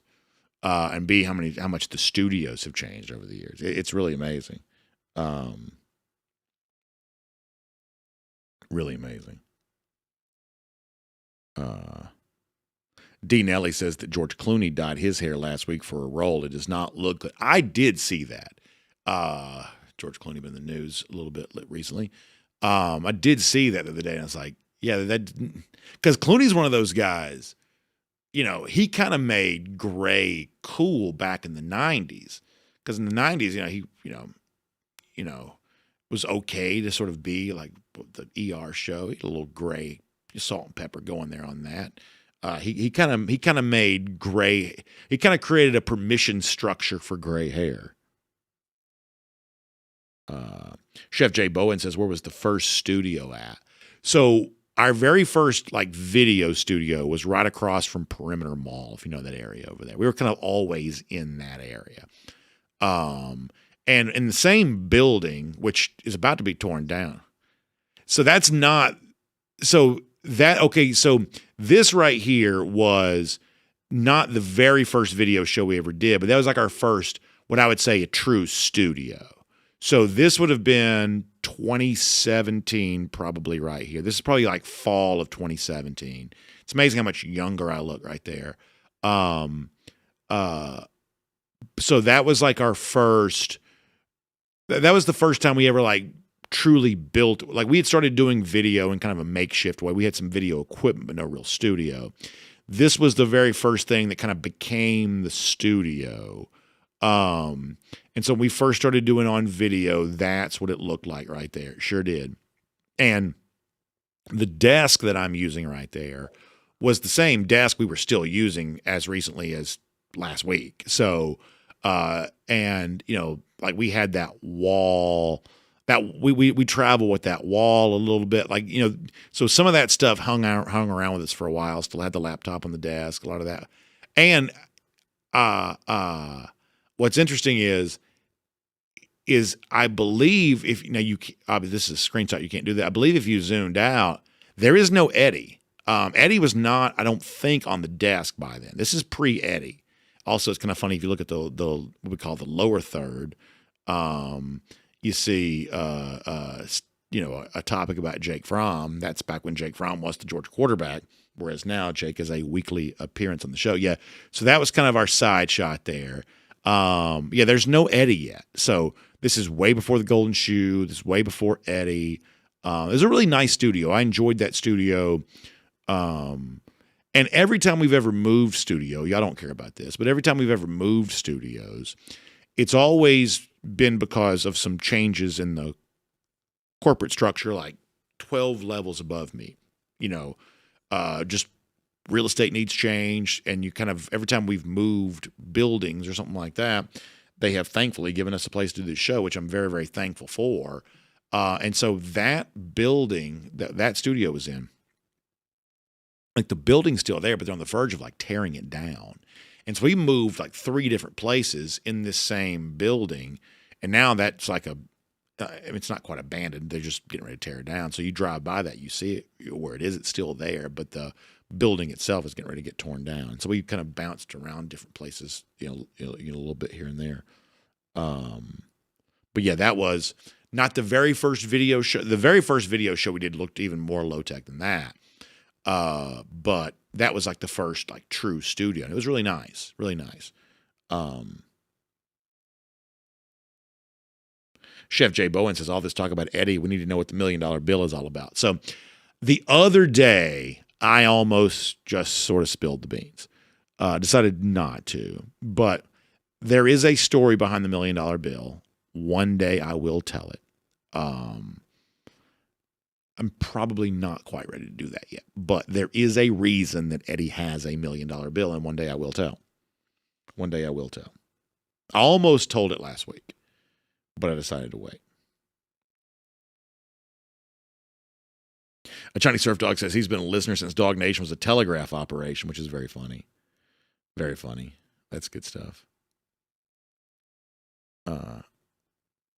Thomas T186 says, do I like Pac-Man?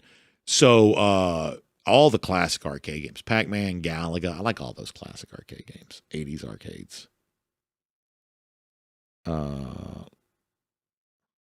Randy Hall also asking about Drew Rosenhaus negotiating me a new desk. Yeah, we do have a new desk. The old desk, the desk you just saw there, that now resides at my home. So we may one day have. So, we almost got another studio going at my old house, but that never quite got. It's sort of like another Star Wars reference. You know how like in Return of the Jedi, the Death Star was sort of like 3/4 finished. That's what the other studio in my old house was. It was sort of like 3/4 finished. But DT says, was that picture from a moment ago 20 years ago? It wasn't 20, but it's darn near 10. It's 2025 now. It's 8 years ago. Here's my theory. You didn't ask for this one. I'm going to give it to you. You know how people are like, and take political party out of this, take, present day out of this, but people are like, they always say, being president ages you. People say that look at a picture of so-and-so when he first went into office and that same guy 8 years later, boy, being president ages you. I don't doubt that there is some part of that that's probably true, but my theory is that 8 years is not kind to any of us necessarily. That, we just recognize that when it's like the most famous person in America. But, all of us over the course of 8 years have a tendency to look a good bit different. Okay, so this is back when I still had a beard. See, I thought I shaved before I came back. So this is right after we would have returned from the pandemic hiatus. What a disaster that was. Now, we still kept doing shows. We were just doing from home. But and this was a different studio. So it looks fairly similar. You'll notice the desk is different. This is a different studio in, kind of like, this is probably May or June of 2020. I thought I'd shaved before I went back to the studio, but I guess I didn't. This would have been like, by the way, I am just grotesquely fat in that picture. Not that much better now, but blech. But so yeah, that's probably May or June of 2020 from a different studio than the one earlier, although on camera did not look wildly different other than the different desk. So that's just after the pandemic. We stayed in this studio until, into the 2021 football season. We changed to the next studio during the 2021 football season. And we stayed there until we moved. Was it 2 or 3 Februaries ago to the place we most regularly at. And our last studio before this one was at our main corporate headquarters. They were very nice to house us there. Very nice building, very fancy, very fancy building. Very fancy building. Very nice. They were very kind to house us there. Randy Hall says I look like Arn Anderson in that picture. Listen, I'll take that as a compliment.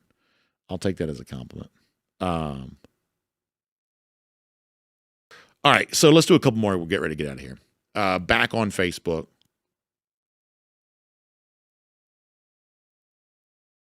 Marshall Fleming said he found this show Kirby's first year, the week before the North Carolina game. Been here every time since. Marshall, that's awesome to hear. I really appreciate that, Marshall. Thank you very much.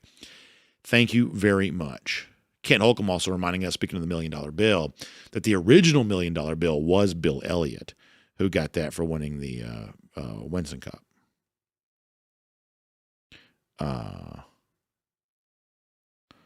Let's see what else. Or not the Winston Cup, but like something he won for winning 3 out of a certain 4 Winston Cup races. Kent said, yeah, so there you go. I remember that when I was a kid. As a kid growing up in Northeast Georgia, Bill Elliott was a very big deal.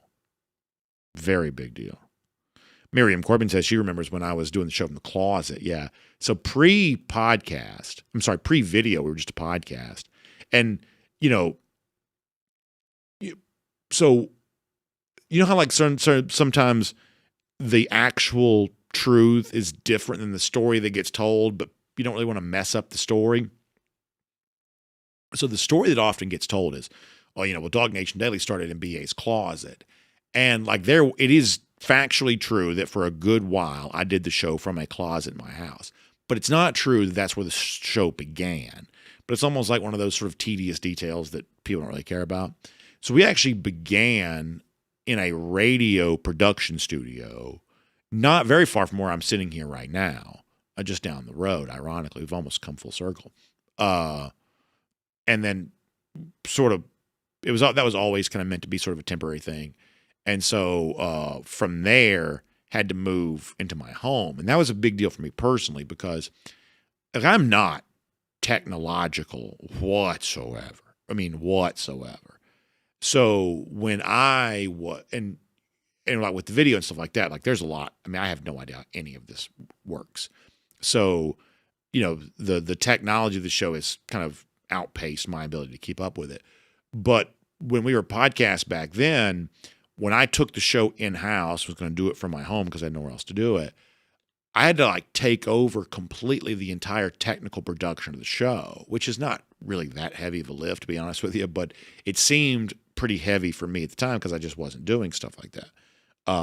So when we moved from the original production studio, I'm not sure if this is interesting or not, and I apologize if it isn't, but when we moved from the production studio where we're doing it to the home setup that I just sort of threw together, like I had to go and like research, how to do a podcast. And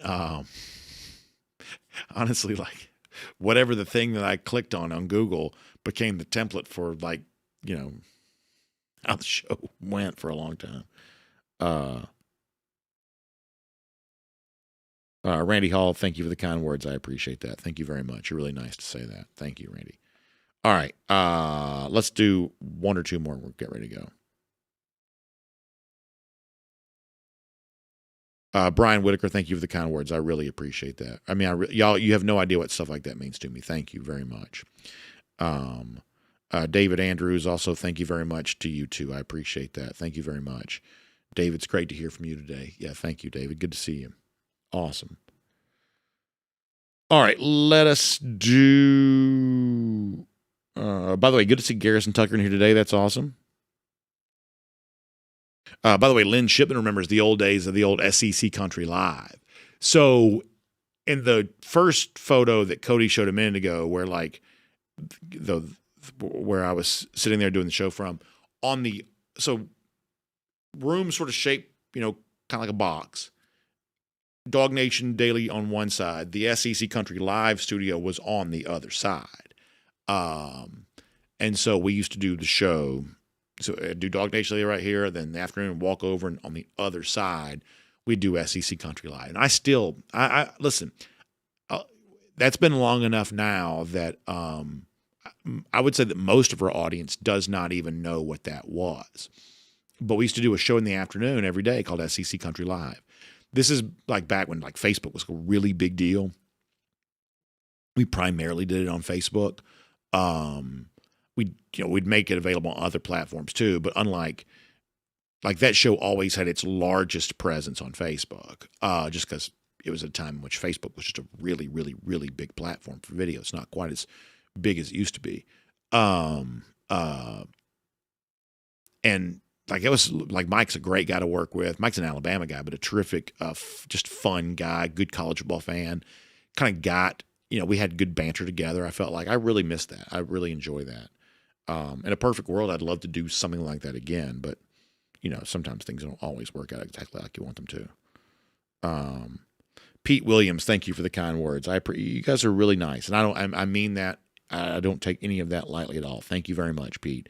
The fact that you would want to show up here every day and be a part of this with us, that's just what I live for. I appreciate that.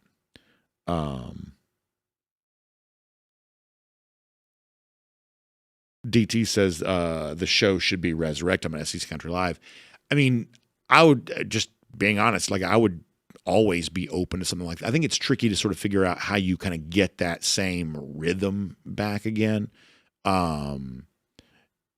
It's just a little bit tricky, but you never know what might happen in the future. You never know. Johnny Surf Dog, thank you again for the kind words. Appreciate that. Yeah, White also mentioned that Mike's doing a great job on 92.9. Yeah, I always knew that, like, Mike's issue was always going to be, did he want to do media work or not? I think for a while it was like, I'll give this a try, see how it goes, and, maybe think about doing some different things. But if Mike wanted to, like, say, okay, I'm here to have a media career, I always knew that he would, and now he is. And I'm thrilled for that. Chef Jay Bowen says, how did I meet Jeff? I met Jeff because of DawgNation. In fact, the very first conversation we ever had was on the air as an interview. Like, I did not know Jeff prior to DawgNation. Did not know him prior to that. But he's obviously become one of my great friends.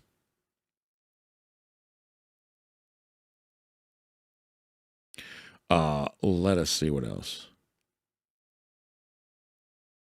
So Alan Hampton says he found the show back in April of 2020 after a month in the hospital from a huge back surgery. Between the surgery and the pandemic, the show was pure gold. See, that's awesome, Alan. I just love that so much. And you love to sort of hear, people who kind of found it from the beginning compared to people who found it at a different time. And thankfully, you still got people that are just now finding it right now, which is obviously really a nice thing for me too. So I can't tell you how much I appreciate that. And as corny as it sounds, the fact that as much as we've moved around, we've always sort of had a home to be in and a place to broadcast from. I really appreciate that too. So we got a lot of fun stuff to come in the weeks and months ahead. Fall's going to be here before you know it.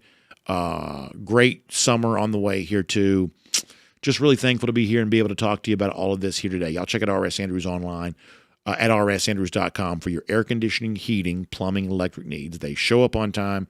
They do the work that's promised, the price that's promised. It really was. Like, I was joking with some people. I felt like summer began last week because I felt like it kind of got hot and stayed hot. And I'm sort of thinking now it's going to probably stay hot now for the rest of the way.